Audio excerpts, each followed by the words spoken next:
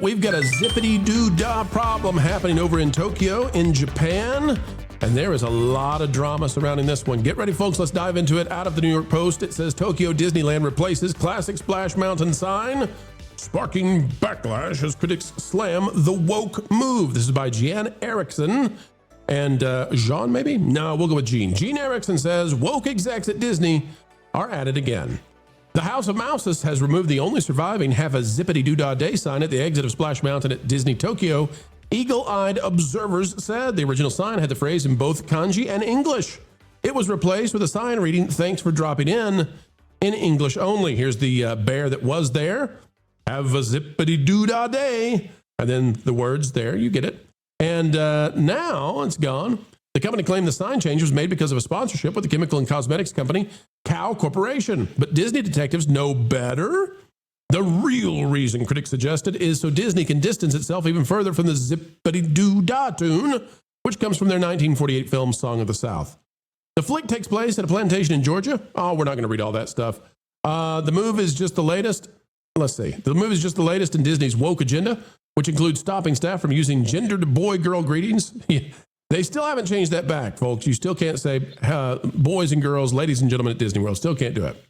Anyway, what's this all about, though, folks? Why did they remove the sign? Well, I need to show you something here, and we don't normally throw shade, but there's no other way today. I just want you to know we're not trying to be offensive. We're not trying to be abrasive. We're not trying to take on Tom Corliss here on That Park Place. But to know how this story started, you have to know where it started, and this is where it started. WDW News Today posted breaking Zip-a-Dee-Doo-Dah sign removed from Splash Mountain in Tokyo, and it got community noted. It says, clickbait, they changed the sign back to the original version. We've got this. It seems to be a temporary measure in the absence of a sponsor, so there's no need to worry. WDW News Today, not so sure about it returning. They better leave Splash Mountain. This is a sign that may come back as soon as they have the sponsorship returned, and it went back to the original sign. So, folks, as much as I would, we'll come on here and we'll slam Disney if they do anything that it gives us indication they're going to try to take down Splash Mountain in Tokyo. But I think this is not one of those cases. I think that Oriental Land Company, OLC, has defended Splash Mountain successfully, and it's going to stay there. I don't see any sign it's going away. Mm-mm. But I think that this was used as an opportunity to drive a lot of clicks, and you know how that works. We know the shtick. But I think we're okay. And in this case, it just went back to the original sign once the sponsorship ended, and they're going to bring it back. That said, this is where we go into another level. You ready, panel? You ready to go to another level with me? MJ, the only reason that this can be a story, and the only reason that... Ron, what are you looking at? MJ, the only reason that Corliss and WDW News Today can get so many views off of this is because people still love Splash Mountain. Otherwise, they wouldn't click on it. They wouldn't care about it. People still love Zip-a-Dee-Doo-Dah. People still miss Splash. MJ, your thoughts on just how popular this attraction is? No, this is beyond popular. This is historical, a historical attraction that birthed here in our beautiful USA. The Oriental Land Company, they get that. They keep Americana up to its standards, even in their park. And I applaud them for that. I don't feel like within the next 10 years, we're losing Splash Mountain over in Japan. But I do want the audience to understand that Tom Corliss himself is extremely passionate about that park. Specifically, it's his favorite park out of all the Disney parks around the world. And his heart and soul is in that ride. So any tiny little bush that gets shifted, he's on it like white on rice. And I don't think that, like I said, this attraction is not going away. I just think that because he is so passionate about this park and this attraction, they're going to report any slight change made. And if they don't think that another sign or the sign is getting put back, or if it was removed permanently, I don't think anytime soon OLC plans on doing anything to that beautiful attraction that we all love so dearly. how many Americans are going across the pond just to go on that ride and be immersed and live those golden days of Zip-a-Dee-Doo-Dah and the characters that we all love from that attraction. That's my take on this. I don't think it was clickbait, my opinion.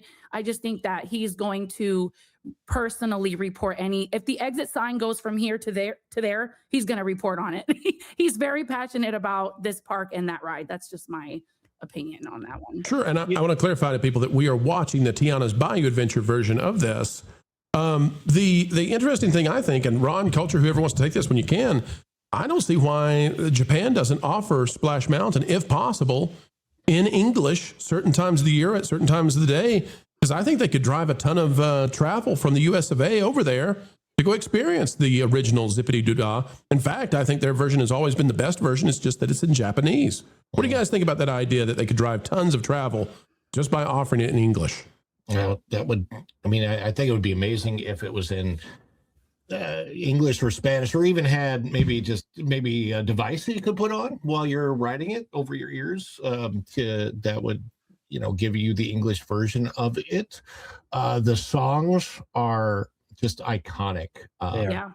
All the songs, Laugh in Place and Zip-a-Dee-Doo-Dah. And, even I would probably suggest that the vast majority of people even going to the park during the Splash Mountain days, I think the vast majority of the people probably didn't associate the ride with Song of the South. They really just associate it with the Briar Bear, the Briar characters, and these wonderful songs, Zip-a-Dee-Doo-Dah, Laugh in Place. Nobody really, the amount of people that I really should say the percentage of people that would have complained about this being associated with Song of the South had to be, microscopic, 0.001%. Nobody really cared about that. Zip-a-Dee-Doo-Dah is one of the most, if not at one point in time, the most iconic Disney associated song ever. Yeah, ever. And it's a fun, upbeat song. For anybody to mischaracterize that as anything other than what it was is just beyond the pale. Ridiculous. And even if they did want to re-theme the Splash Mountain, I don't know why they didn't go with Western River Expedition to make it at least fit into Frontierland, which was an original idea for Frontierland that got scrapped, but it could have easily been a Western River Expedition ride or something like that. They didn't have to re-theme it to something that does not fit. Tiana's Bayou Adventure, a mountain in the bayou, does not fit, and the way that they had to make it fit was to do something that is pretty much worse than what people associated with Song of the South. If you want to understand that backstory of Avery Island and all of that, look, thank goodness that Tokyo has this, and absolutely make it available in English at least part of the time, or figure out a way to do that so that people could understand, because that would be great. I mean, I think that Tokyo is probably driving traffic there now for people that if you can afford it, you can get out to it, go there, right? If we tie it all in together, and if you think about the cost of a multi-pass per person, and you do your math properly, a family of 4, if you save, right? And like I said, tie it all in. How much was it? $450, I'm sorry, for each person to ride as an attraction, You talking about the Premier Lightning? You talking about Premier Lightning Lane Pass? Yes, it was $450. $450 plus $200 per person per day for ticket. Yep. Okay, so if you math that right for a family and you save, right, you could take a trip to Japan and go to Disney and enjoy and have the time of your life, because remember, your food and whatnots are going to be significantly less than what you would spend here in the United States. What you need to save for is your airline, because the tickets are ridiculously cheap too. So you're saving for your room and your room and your airline ticket. Once you're in the park, you're good to go. It's a beautiful park. It's actually cleaner than the parks here in the U.S. And the attractions are bar none. Culture. No, just to add to something that you said, and this is we're about to talk about the power of the people. You have people who are married to this park. Tokyo Disney, beautiful. Tokyo Disney Sea, beautiful. Something that we don't have in the States. It's a completely different experience for you if you're from America. And if you mix in a stop in Hawaii for a couple of days each way, you will conquer some of the jet lag that you would get for international travel like this. But, and believe me, that's well within budgeting for just trying to spend a week at Disney World. So set all that aside.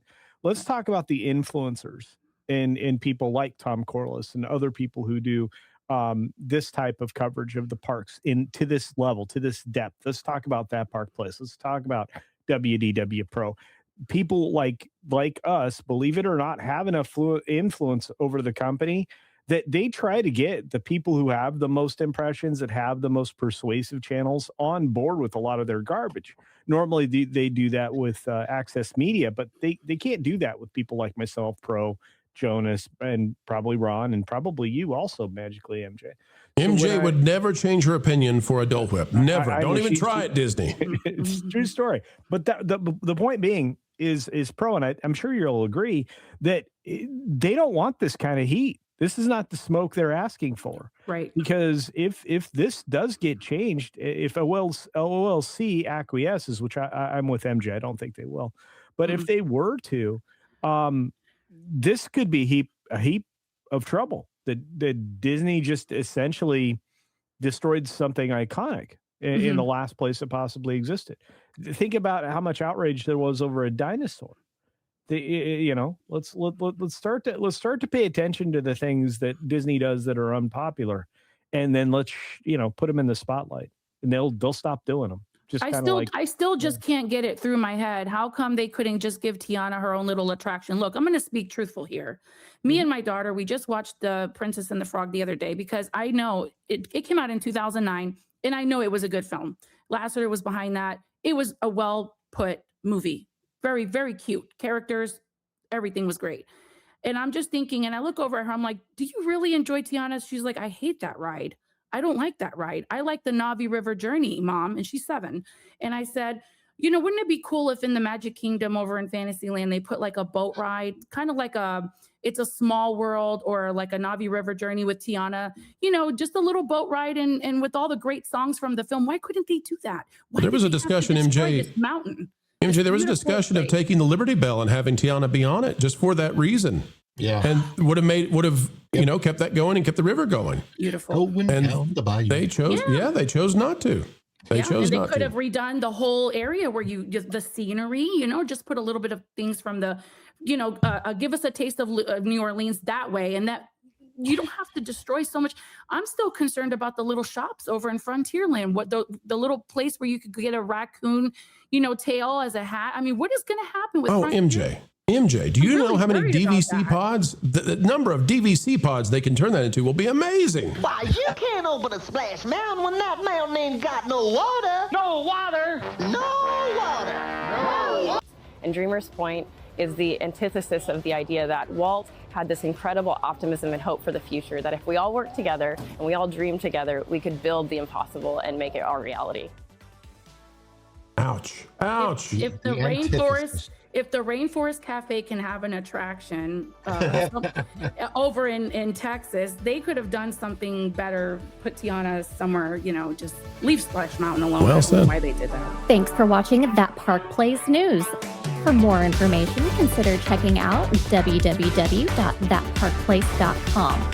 And don't forget to subscribe, share, like, and send this out on your favorite social media accounts.